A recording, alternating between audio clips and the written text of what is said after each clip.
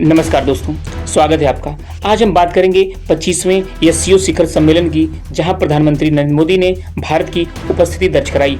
यह सम्मेलन 31 अगस्त से 1 सितंबर 2025 के बीच तियानजिन, चीन में हुआ।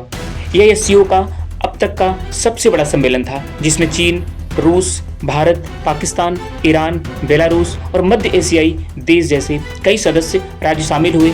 इस मंच पर क्षेत्रीय सुरक्षा, आर्थिक सहयोग, आतंकवाद के खिलाफ मसलों और बहुपक्षीय व्यवस्था पर चर्चा हुई। 2 दिवसीय सम्मेलन में प्रधानमंत्री नरेंद्र मोदी ने एससीओ विकास रणनीति, वैश्विक शासन सुधार, आतंकवाद विरोधी कार्रवाई और सतत विकास जैसे विषयों पर भारत आतंकवाद के खिलाफ प्रतिबद्धता मांगी और दोहरे मानक के प्रति कड़ा रुख अपनाया। चीन के साथ द्विपक्षीय बैठक में सीमा पर शांति बनाए रखने, आपसी विश्वास बढ़ाने और व्यापार निवेश के अवसर बढ़ाने पर सहमति बनी। रूस के साथ बैठक में मोदी ने तहे दिल से कहा कि भारत और रूस कठिन समय में भी साथ खड़े हैं और दोनों का दृष्टिकोण प्रस्तुत किया। उन्होंने सुरक्षा, कनेक्टिविटी और अवसर तीनों स्तंभों के आधार पर भारत की प्रतिबद्धता जताई। उन्होंने पहलगाम हमले के संदर्भ में सभी एससीओ देशों के बीच मजबूत द्विपक्षीय संबंधों का जिक्र हुआ। उन्होंने समूह की कई बैठकों में हिस्सा लिया, जहां उन्होंने यूएन महासचिव सहित अन्य देशों से भी मुलाकात की।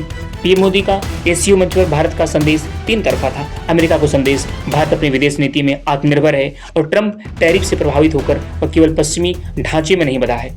पाकिस्तान को चेतावनी, आतंकवाद और पहलगाम हमले जैसे मसलों पर भारत ने डबल स्टैंडर्ड नहीं अपनाने की बात कही। चीन को सतर्क अनुस्मरण, कहने का मतलब कि सहयोग जरूरी है, लेकिन इसका मतलब अपनी संप्रभुता से समझौता करना नहीं है। इस सम्मेलन ने पश्चिम और विशेषकर अमेरिका की वर्चस्ववादी नीतियों के प्रति एससीओ देशों की बढ़ती एकजुटता को दर्शाया। चीन, रूस और भारत तीनों नेताओं के बीच की अपार सहानुभूति और मुस्कान सहित साझा दृश्यों ने एससीओ के भीतर RIC, कहने का मतलब रसिया, इंडिया, चाइना तालमेल को उजागर करता है। शी जिनपिंग ने सम्मेलन में बुलिंग देशों के खिलाफ एकजुट संदेश दिया, जिससे नई विश्व व्यवस्था में बहुपक्षीय दृष्टिकोण की बात रूढ़ हुई। भारत पाकिस्तान के बीच जो तनाव है वह एससीओ जैसे संगठन के सहयोगात्मक एजेंडा को प्रभावित कर सकता है, जैसा कि मोदी शरीफ की मुलाकात से स्पष्ट था।